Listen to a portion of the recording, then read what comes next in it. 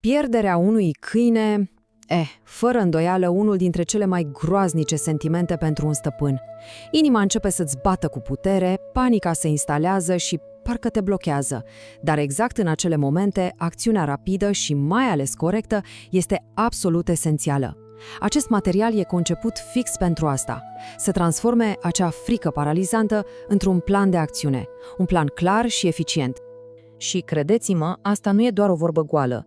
Primele ore sunt pur și simplu critice. Ele pot face diferența dintre o revedere în câteva zeci de minute și o căutare care se poate întinde pe zile sau chiar săptămâni. Așa că acționăm și acționăm acum.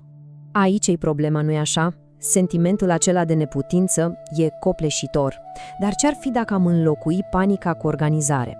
Cu un set de pași clari, știm exact ce avem de făcut, iar asta ne dă cea mai bună șansă să ne regăsim prietenul patruped. Bun, hai să vedem exact ce e de făcut. Înainte de a o lua la fugă pe străzi, primul pas, și poate cel mai important, este să înțelegem pe cine anume căutăm. Vedeți, un câine care s-a pierdut nu se mai comportă ca un câine relaxat în parc. Din acel moment, instinctele preiau complet controlul. E întrebarea care ne macină pe toți, nu-i așa? Dar el știe drumul? Răspunsul însă e complex. Stă în felul în care frica și instinctul îi schimbă radical percepția asupra lumii pe care o cunoștea atât de bine. Să nu ne imaginăm că un câine pierdut alargă haotic, fără noimă. Dimpotrivă, el urmează niște tipare foarte clare, dictate de instinct. Practic, se bazează pe un fel de GPS intern, format din mirosuri, sunete și locuri familiare. Și exact asta ne oferă nouă primele indicii extrem de valoroase despre unde să începem căutarea. Și aici se schimbă totul. Acesta este punctul crucial. Un câine foarte speriat intră în modul de supraviețuire totală. Creierul lui, practic, se resetează pe modul luptă sau fugi. Adrenalina e la maximum, iar funcțiile superioare, cum ar fi recunoașterea, sunt anulate. Asta înseamnă că el nu mai vede un stăpân care îl caută, ci o siluetă mare care se apropie de el și care ar putea fi o amenințare. E vital să reținem asta pentru strategia de căutare. Ok, gata cu teoria. Am înțeles cum gândește. Acum să trecem la treabă. Ce facem concret? Pas cu pas, în prima oră și în zilele următoare. Cheia este organizarea. Aceștia sunt pașii de aur. Se începe de la punctul 0, adică locul de unde a dispărut, și apoi se extinde treptat cercul. Mirosul de acasă, o pătură, un tricou, poate funcționa ca o ancoră, ca un far care să-l ghideze înapoi. Iar mâncarea, da, e importantă, dar trebuie pusă cu cap ca să nu atragem toate animalele din cartier.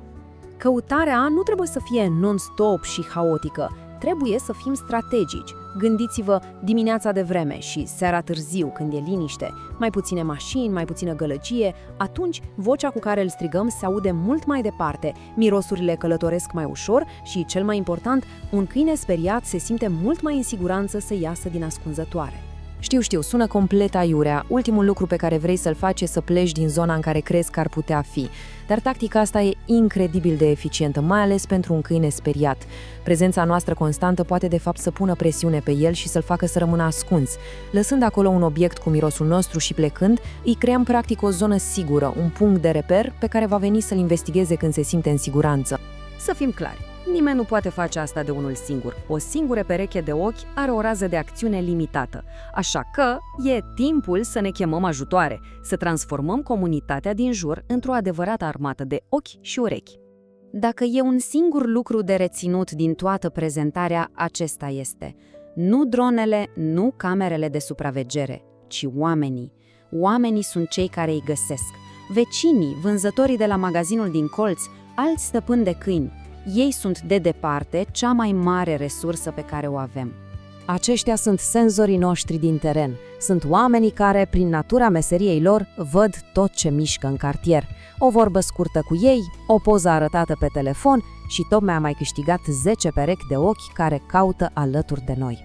Un afiș bun trebuie să funcționeze ca un panou publicitar.